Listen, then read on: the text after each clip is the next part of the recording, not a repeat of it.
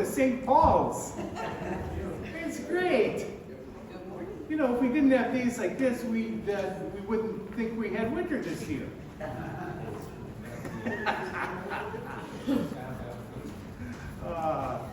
Thank you for your super effort in being here. I understand once you get to the main roads, it's pretty good, right? Yeah. Red Hill was good. So here we are. And I figured, you know, if Sherilyn can make it to church, why can't the rest of us? That's right. You should just walk over. Well, let's stand together and let's sing Holy, Holy.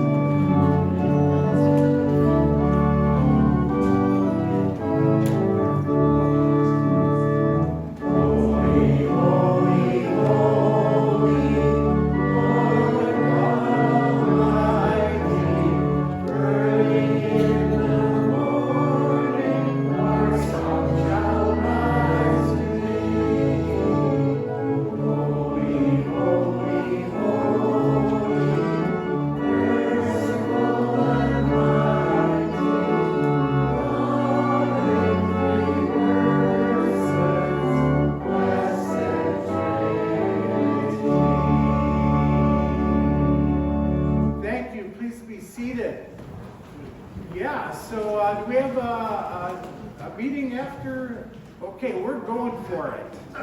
We're going for it. Well, you may only because we got food. Yes, I put in the bulletin lunch and annual meeting, and Sharon informed me that lunch is going to be on me because no one else said yes to that. I just put it in the announcement. Anyway, but I think we have some pizza coming, if I got that right or no? Woo-hoo. I think so. Anyway. Don't tell me I'm wrong again. Anyway, good to see you, and well, you know, today we're only 1 month away from the season of Lent. Yeah, that's how it's going. March the 9th is the first Sunday of Lent, so it's a coming, and it's look at we've even got Mindy back. Yeah, she brought the snow with her. Mindy, we were teaching her how to park in the snow, but a half hour ago she had forgotten. Anyway. It's mutual, Mindy. All right, our call to worship. So please stand with me for a call to worship. This is Lamentations chapter 3, verses 21 to 24. So our call to worship will be scripture today. Let us begin. Yet this I call to mind, and therefore I have hope. Because of the Lord's faithful love, we do not perish, for his mercies never end. They are new every morning. Great is your faithfulness. I say, the Lord is my portion. Therefore I will put my hope in him. Amen. And let's remain standing for Love Divine, All Loves Excelling as we sing. Meditate on the words, they're amazing.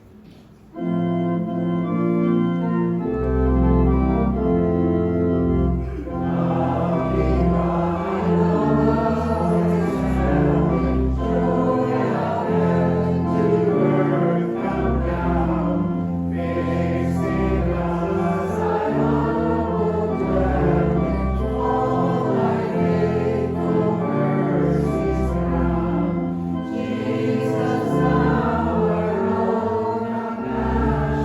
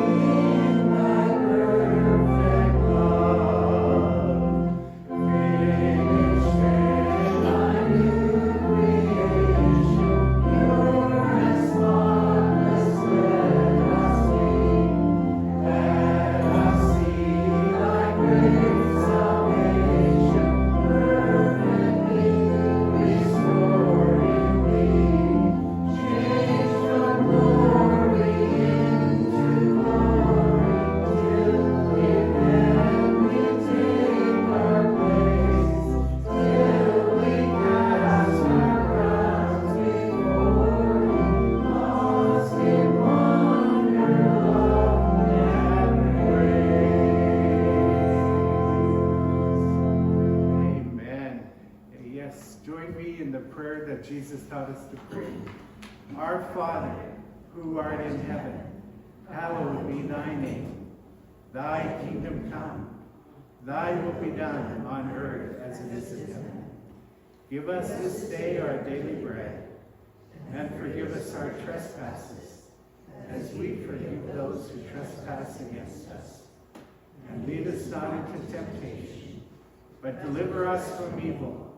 For thine is the kingdom, the power, and the glory, forever and ever. Amen. Thank you. Please be seated. For our scripture reading this morning, I'm reading from Luke chapter 17. And if you want to follow along in your Bibles, it's page 80. Page 80 in the Pew Bible. And I'm starting to read from verse 22. Here's the fascinating thing. At least I think it's fascinating. Jesus, doesn't often take stories from the Old Testament and tell them. Of course, he used so much imagery from nature in teaching spiritual lessons. But in this particular case, what Jesus does is he tells the story about Lot and his wife. I mean, of all stories to pick out of the Old Testament, he picks out this one. And he treats Lot as an historical person. He treats Lot's wife as an historical person. And he's talking about, Grover, he's talking about days to come. You talk about that a lot to me, right? About the future, about the days to come. And of course, the book of Revelation has much to say about that. And so he's talking about the coming of the kingdom here. And the kingdom comes in at different times, at different levels, at different stages, put it that way. So starting to read from verse 22 of Luke 17, then Jesus said to the disciples, "The days are coming when you will long to see one of the days of the Son of Man, and you will not see it. They will say to you, 'Look there,' or 'Look here.' Do not go. Do not set off in pursuit. For as the lightning flashes and lights up the sky from one side to the other, so will the Son of Man be in his day. But first he must endure much suffering and be rejected by his generation, just as it was in the days of Noah." There's a reference to Noah. "So too it will be in the days of the Son of Man. They were eating and drinking and marrying and being given in marriage until the day Noah entered the ark, and the flood came and destroyed all of them. Likewise, just as it was in the days of Lot." So here we go. We go from Noah to Lot. They were eating and drinking, buying and selling, planting and building. Oh, yeah, lots of stuff. We'll see when we look at Lot in his times. It wasn't pretty. But on that day that Lot left Sodom, it rained fire and sulfur from heaven and destroyed all of them. It will be like that on that day that the Son of Man is revealed. On that day, anyone on the housetop who has belongings in the house must not come down to take them away. And likewise, anyone in the field must not turn back. Remember Lot's wife. There's the message right there. We'll stop right there. Remember Lot's wife. And Jesus goes on to say that one is going to be working in the field, one is going to be taken, the other left. I'm always comforted when I can find Sherry. Because if she's been raptured and I haven't been included, I'm worried. And that would likely to take place. Anyway, we're going to look at the story of Lot. I'm laughing right now, but there's serious stuff to be learned here, that is for sure. So may the Lord bless the reading of these words to our hearts and minds. Amen. Responsive reading. I will begin. I invite your response, and I'm going to move on a little bit just to show you. Then I will continue, and then I invite your response. So let's go back here. O Redeemer Jesus. You were lifted up on the cross and are now ascended to the highest heaven. You who were the man of sorrows, crowned with thorns, crowned with the Lord of life, crowned with glory, our advocate before the Father. Your death is our life. Your resurrection is our peace. Your ascension is our hope. Your prayers are our comfort. O God of our Exodus, Jesus alone is our victory. the conqueror of death, hell, and all who oppose him. He bursts the bounds of death, tramples the powers of darkness down, and lives forever. Give us the assurance that in Christ we died and rose.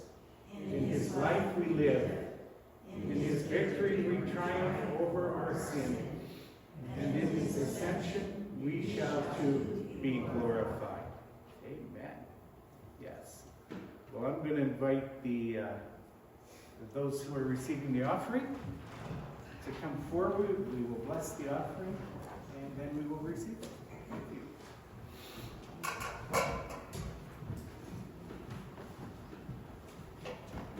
Loving God, we thank you for these gifts as we are able to give.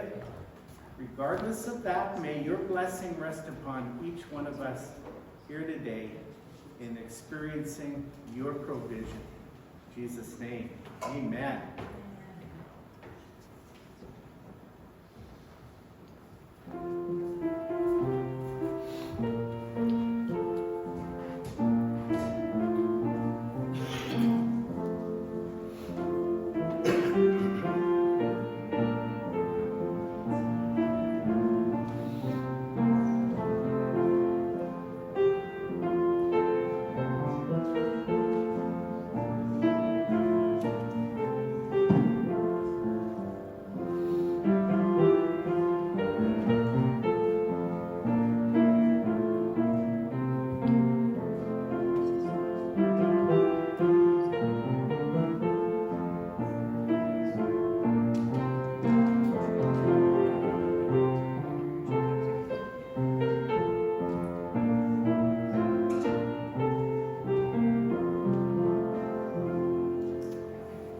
Please stand and let's sing the doxology.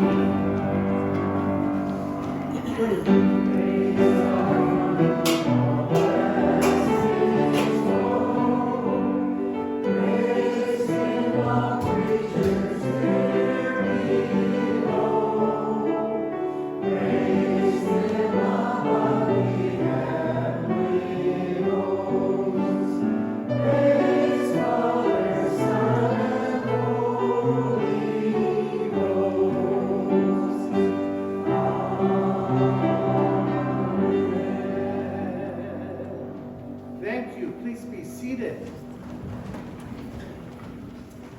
And let's go right to our prayer time. And I know that Jim has a birthday coming. And there he is. And speaking of Jim, thanks to both John and Jim for clearing the parking lot.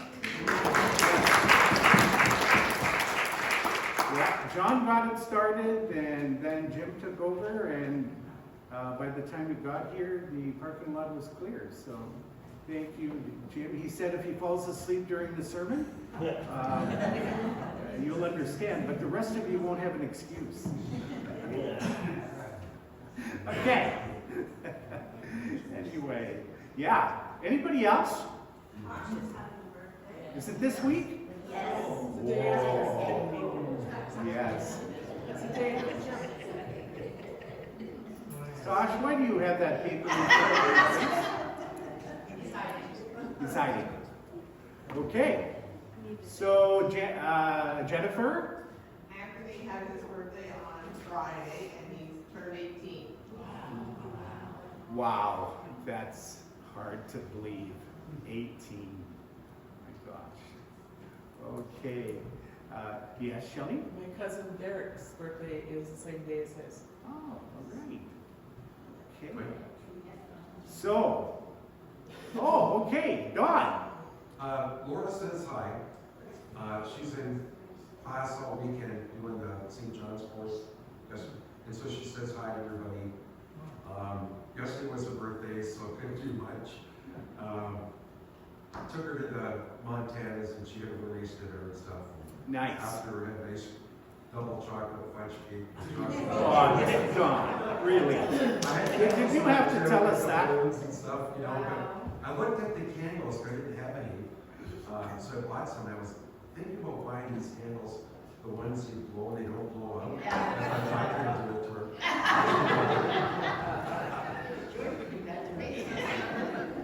That would have been funny.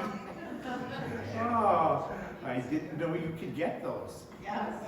That's how innocent I am. Okay. All right. Did anybody have their hand up? Jim, we're going to sing to you. My dad was still alive. He made 91 on February 13th. Wow. Alan. Yes. Okay, so let's, we'll sing to Jim and Tosh. Happy birthday to you. Happy birthday to you. Happy birthday, dear Tosh and Jim and Tosh. Happy birthday to you. Yes, many more. Yeah. Anybody know how young Josh is? 62, okay, 62. And Jim, you're 57? Jim's 57. What an intuition, eh? Amazing. Oh, you told me before the service. All right. Okay. Any other, and we sang to Laura last week, didn't we? Yes. I think we did, yes. We did. I sang again for her, too. Did you sing to her, Don? Sure. Oh, good. Okay. Any other praise items, or let's go into our prayer time. Yeah, I want to just let you know I had a wonderful conversation with Pat Ferguson this week.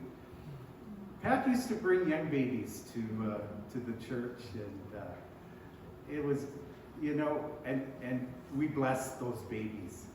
We blessed those babies. And she was telling me of a couple of those who were in the same home who were adopted by the same parents, and she still gets an opportunity to speak with them and the parents. So, what a ministry Pat has had. It's truly wonderful. And she asked us to pray for her sister, for Pat's sister. Okay. Okay, I have some good news to point and to that.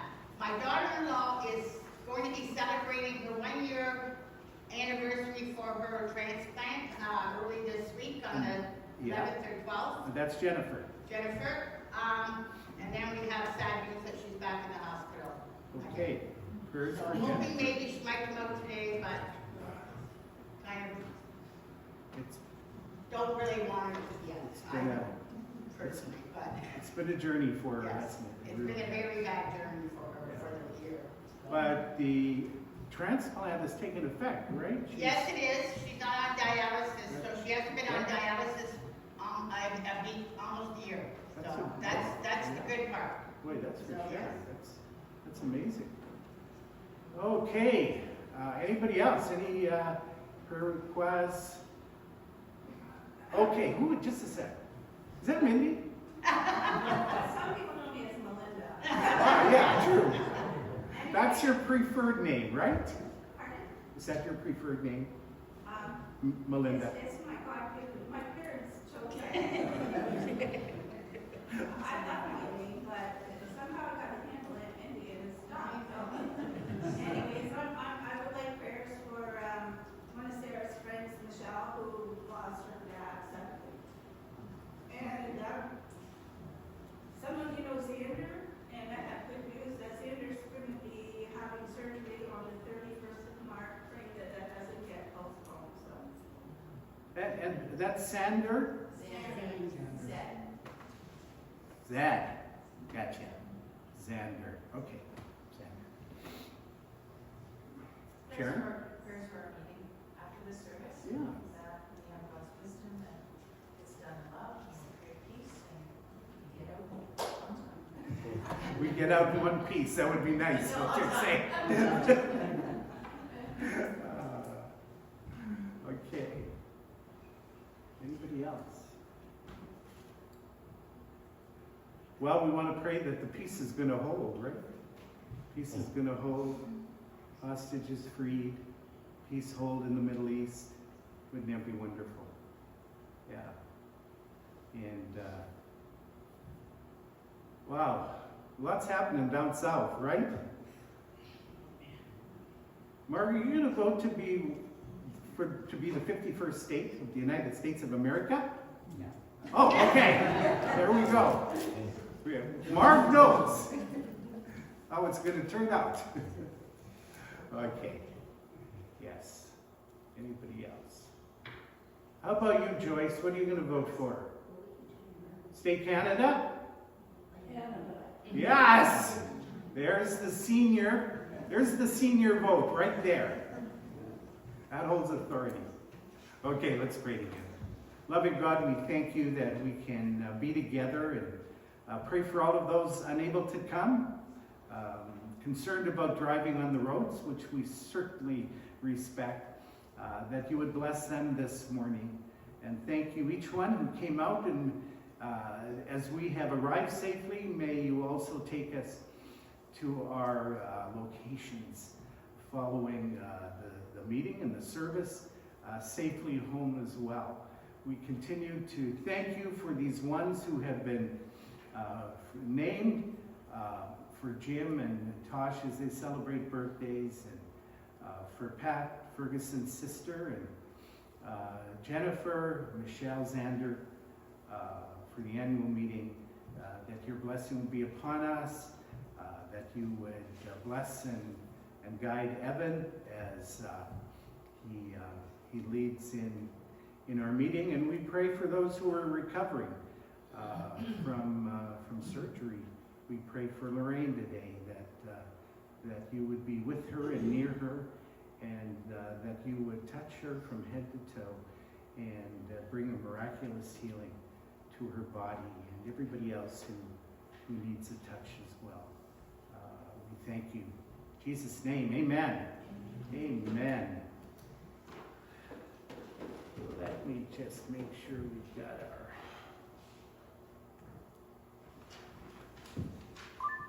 Let me put the names in our box, as we have prayed for them. Well, in our study today, we're going to look at Mr. and Mrs. Lot. That's what I call them. Of course, Mrs. Lot does not have a name. Even Jesus doesn't give her a name. He says, remember Lot's wife. So what we're going to do is we're going to go into our study, but before we do, we think in this wonderful day of ours that we have peace and security, and we couldn't imagine an event that we're going to talk about today. So let's just reflect with prayerfulness and gratitude with this video, which is only 5 minutes, but it will say a lot.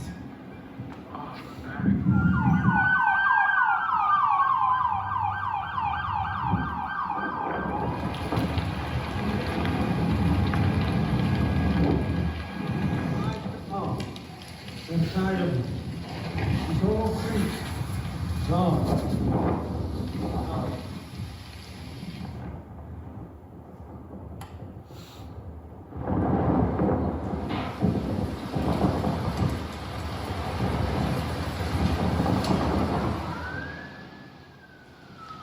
I got within 300 yards of my house, and some gentleman picked me up and took me the rest of the way.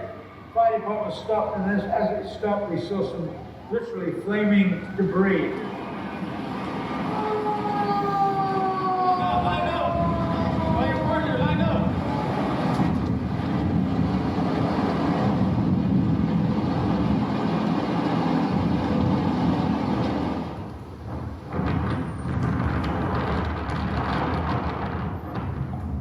All of PCH is on fire right now. There is fierce wind, down power lines, power poles toppled over. Things are exploding. Gas lines are on fire. Flames are coming back over PCH or being blown by fierce winds. It is like driving through hell itself down here. Literally through hell. This is madness down here. These homes are on fire. You can feel the heat from the flames, even from inside your car.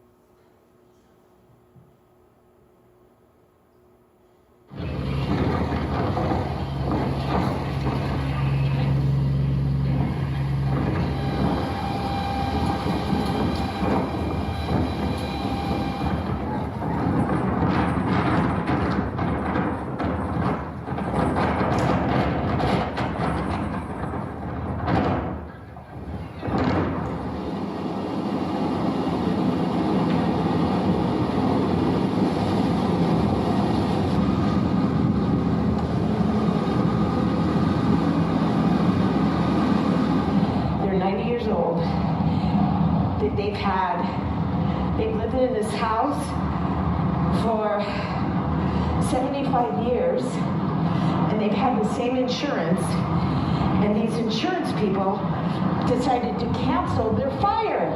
And we're going through this, and it just happened, and they have no fire insurance.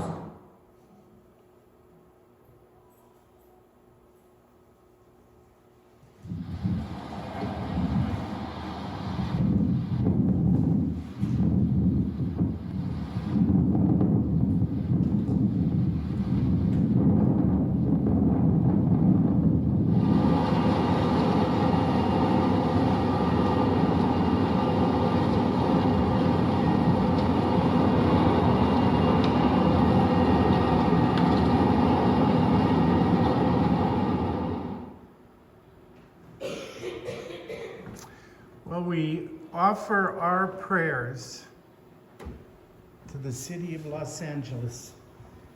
And by showing you this video, I'm in no way suggesting that these fires are anyway remotely about God's judgment. But the purpose of seeing it here today is to remind ourselves how suddenly tragedy can strike. We live in wonderful safety, as did they.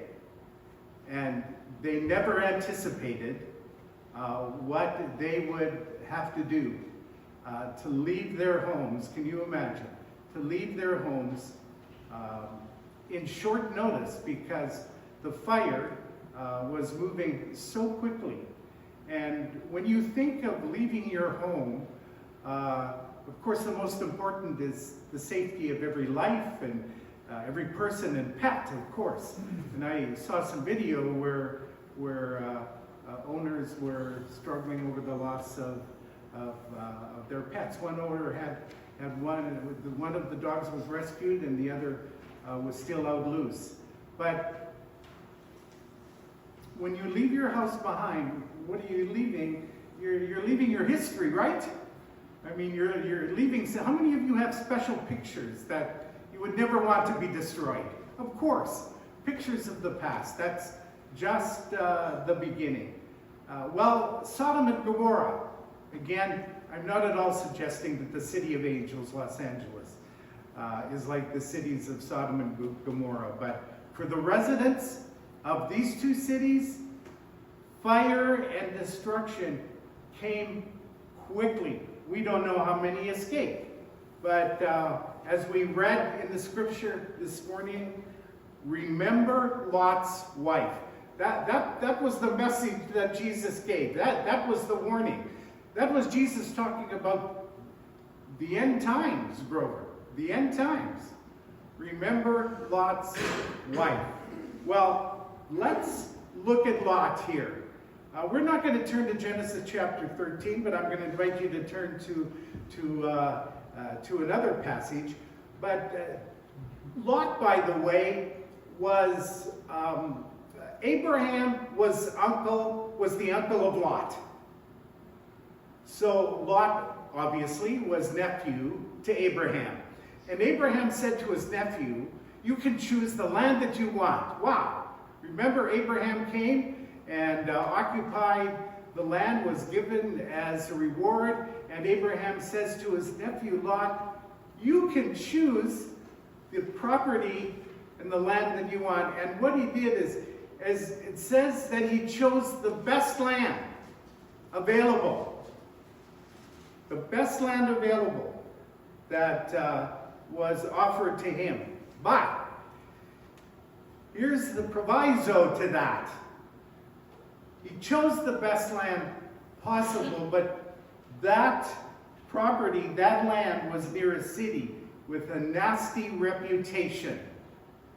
And Abraham pleads with God. You want to go to Genesis chapter 18. Genesis 19 is pages 14 and 15 in your Old Testament. So I think Genesis 18 would be on page 14 in the Pew Bible. So Abraham is pleading with God to save the cities of the land that had been given. And he starts out by talking about, well, if there's 50 righteous people, will you spare the land? And Abraham goes down. Well, if there's 40, if there's 30, if there's 20 righteous people in a city, will you spare the land? Finally, Abraham stops at 10. And this is what we read in Genesis 18, 32 and 33. And he said, "Oh, not let the Lord be angry." Well, why would the Lord be angry? Because Abraham is continuing to plead and bringing down the numbers of how God would spare the land, God would spare the city, if so many righteous people could be found. And finally, it comes down to 10. Peradventure, 10, if 10 righteous people shall be found. And God said, "I will not destroy it for 10 people's sake. If we could find 10 righteous people, I will not destroy it." And the Lord went his way as soon as he had left, with communing with Abraham. And Abraham returned to his place. There were 2 angels that appeared, and the 2 angels were to be both angels of protection, but also angels of destruction. And those angels appeared, and they went to the city of Sodom, because that's where Lot and his wife and his 2 daughters lived. So in Genesis chapter 19, pages 14 and 15 in your Bible, if you want to follow along, "And they called unto Lot and said unto him, Where are the men which came in to thee this night?" Now, if you read the story is, I don't know how big Sodom was, but it says the men of the city came together and they surrounded Lot's house. They surrounded the house and they demanded that the 2 strangers who had come, and of course what they did not know is that these 2 strangers were angels sent from God as both a protection if 10 righteous people could be found in the city of Sodom, and also 2 angels of destruction who would destroy if 10 could not be found. Bring them out to us and let us know them. Well, let's say what this actually means. It means bring them out because we want to have sexual intercourse with these men, with these strangers who have been given hospitality in your house. Behold now. Now, I want you to know, you do know, we are parents of daughters. We are parents of daughters. How many of you have daughters? Let's see. Okay, I mean, you have daughters. Well, Lot, and I'm going to question his righteousness because I can't imagine how a righteous man would be willing to sacrifice his daughters knowing what these men would do to them. We don't even want to think about it. We can't even imagine it. We don't want it to be a part of our consciousness. But in Genesis chapter 19, verse 8, hey, Gail, King James Version. Behold, now I have 2 daughters, which have not known men. They were virgins, young girls, no doubt. Let me, I pray you, bring them out unto you, and do ye to them as is good in your eyes. I no longer have any respect for Lot. Sorry. What are you going to say, Sharon? I would think that he knew what type of men these men were maybe, and that's why he was able to save them. I don't know. Yeah, well, they were evil. Well, yeah. Yes. But they may have had a certain persuasion. They were going to do evil things to these 2 girls. I think that's the point that's being made here. They've not known a man. I pray you bring them out unto you. I doubt, Sharon, maybe you're suggesting that these 2 daughters would be spared. Boy, that's a nice thought. That's a nice thought. Hold on to that. But Lot is saying, look, they want to have sexual intercourse with these 2 men. Look, I'm going to give you my daughters. Do to them whatever you want. Yeah. Nancy, I can see your face. That's not a good thing, is it? No. Thank you. You're confirming that. Do unto them as is good in your eyes. Only these men do nothing, for therefore came the end of the shadow of my roof. Well, you know, you've got to, in one sense, you've got to admire his hospitality, wanting to protect these 2 strangers, who in fact were angels and had the power to protect themselves. Leave my daughters alone. You can't have them. You can't touch them. They are safe. And where is Lot's wife? Where is she? Is she protesting for her daughters? Is she there protecting them, saying there is no way that these 2 daughters of mine will be released to these evil men? Genesis chapter 9, verse 11. So where is Lot's wife? Protesting on behalf of her daughters. Genesis chapter 9, verse 11. And they smote the men that were at the door of the house with blindness. In other words, these were the 2 angels, by the way, who had the power to protect themselves. They didn't need Lot to protect them, but Lot's 2 daughters needed Lot to protect them. These 2 angels didn't. And the men who had surrounded the house, if you can imagine a mob surrounding your house, and what the 2 angels do is smite them with blindness so they can't see. And so they wearied themselves to find the door. So here is God at work already. These were 2 angels. Remember, they were angels of protection. If there were 10 righteous people who could be found in Sodom, that town would be saved. But there weren't. In verse 15, and when the morning rose, when the angels hastened, Lot, saying, arise, take your wife and 2 daughters, which are here, lest you be consumed in the iniquity of the city. And this is the instructions in the 17th verse of 19. And it came to pass when they had brought them forth abroad that he said, here's the instructions, escape for thy life. In other words, the 2 angels are saying, get out of the city and get out now. This is your safety. And when you leave the city and when you're on your way, do not look back. Doesn't say why, just says, do not look behind thee. Neither stay thou on the plain, but escape to the mountain. In other words, when you leave the city, keep going. Don't look back. Go into the mountains. There will be your protection. And then, but his wife looked back from behind him. So you have Lot walking in the front. This is custom. You have Lot's wife walking behind him, and you have the two daughters. The ones who had been invited to come, apparently Lot and his wife had other children, and they were married, and they were visited and said that they could be saved and come out of the city as well. But they scoffed at it, and only Lot, his wife, and the two daughters. And Lot walking behind, or Lot's wife walking behind Lot, turned back. And she became what? A pillar of salt. As with Eve.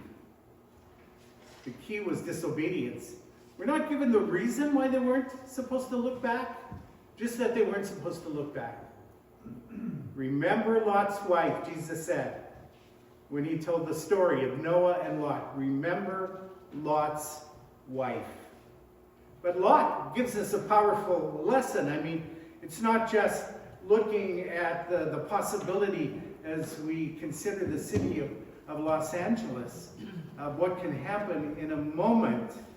We're not simply looking at the story of Lot's wife to consider the wickedness of a town, of a city that's destroyed. But it's a powerful lesson for us. We're going to use it. We're going to use looking back as a metaphor, as a lesson.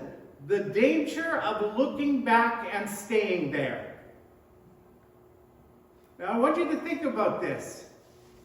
We all have a past. Without exception here. We're all adults this morning.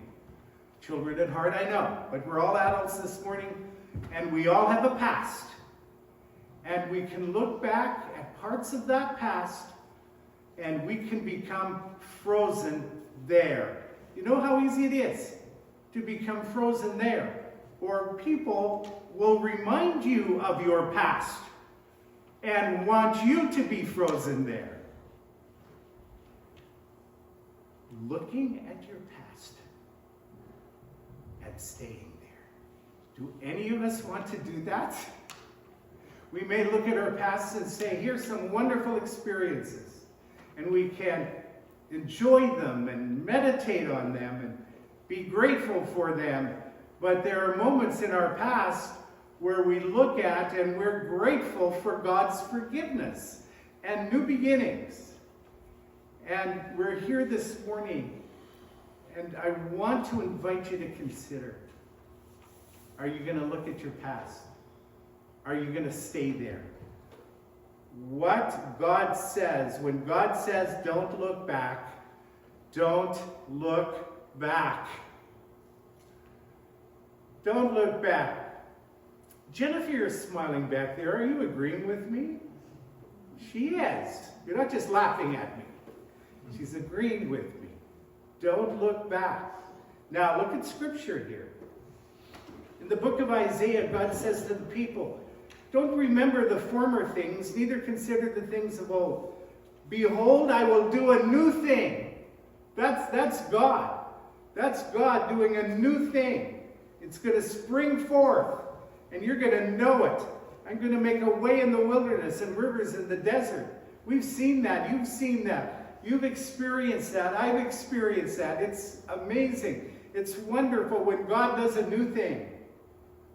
When God lifts us out of the past. Again, in Philippians, reinforcing this principle. Don't remember Lot's wife.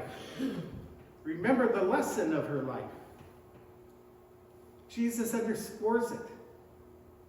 He says, the end times, Grover is the one who's going to preach a sermon on the end times. I've asked him how many times now? Too many. A sermon on the end times. He knows it better than me. He studied it. He thinks about it a lot. Yes. Forget those things which are behind and reach forward to those things which are in front of you. So here it is, 3 simple lessons. As we bring this to a close, 3 simple lessons that we can learn to remember Lot's life. Remember, be ready for God's new thing. God's doing a new thing. God's doing a new thing for each one of us. It's a new thing.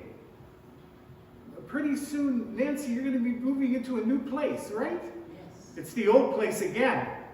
Going to be new? Yeah, you're excited about it, aren't you? Yeah, you can see it on your face. It's wonderful. God's doing a new thing. Think about your life, a very different situation and experience, but be ready for it. God's doing it. It's coming. I think it's already here. It's a matter of stepping into it. Stepping into the new thing that God is doing. But in order to do that, we want to step into that new. Gwen was telling me of the trip she's going to be taking. I'm jealous. But I'm thrilled for you, Gwen. It's going to be wonderful. And doesn't Gwen look healthy? Doesn't she look great? Every once in a while I get a text from Gwen giving me some guidance, some counsel. And I appreciate it. Anytime you feel moved to do that, I need it. Forgive yourself for past mistakes. We all blow it. I certainly have. You can't be a minister for nearly, well, no, it can't be, but it is. 50 years. 50 years. You can't be a minister and work with people without blowing it. The times that you do. But you don't stay there. You don't freeze yourself there. You get off, you shake yourself, you learn from the lesson, try not to repeat it, and you move forward. God's doing a new thing. You got to forgive yourself for past mistakes. And then you got to forgive others as well. Forgive others. Carry no resentment. Remember having over the years I've had a few biker funerals. And I'll tell you, they've been learning experiences. They really have. They really have been learning experiences for me. And the most recent one, when I asked the daughter, what did you learn from your dad, who was a biker? And there were several bikers. I've had some where the chapel was so filled it was running out. It was the winter, so the bikes weren't there. The weather didn't cooperate. But do you know what she said to me? What I learned from my dad, a biker? She said the only time he entered into the church, because he was one of 5 children from the same family who went into foster home, into foster care as children. And he said, I walked into the church for my father's funeral, and my shoes were so bad they fell off my feet. He says, I never went into a church again. Well, I said at the service, you can come barefoot. There's nothing stopping you from coming barefoot to the church, right? You know what she said he taught me? How to forgive. How to forgive. Walked into a church once when he was young. He lost his shoes. He taught me how to forgive. You know, I think there's a good lesson there for the Church of Jesus Christ, right? Yeah. Wow. Forgive others. Carry no resentment. Let's pray together. Loving God, we thank you for the word to remember Lot. Jesus, you gave us that word in the context of the end times to remind us that challenging days are ahead as those experience it in the city of Los Angeles in that unique way.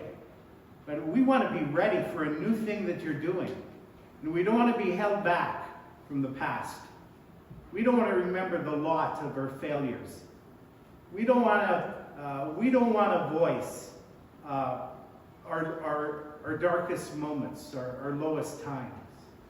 But we want to get up shake the dust off, learn from the experience, and move forward into your new thing. We thank you in Jesus' name. Amen? Amen. You know, I chose this song to close, even though we're not talking about the cross today. When we come to that last stanza, let's go there. You know, here it is. Were the whole realm of nature mine, that were present, far too small. Love so amazing, so divine, demands my soul, my life, my all. Please stand with me. Let's sing.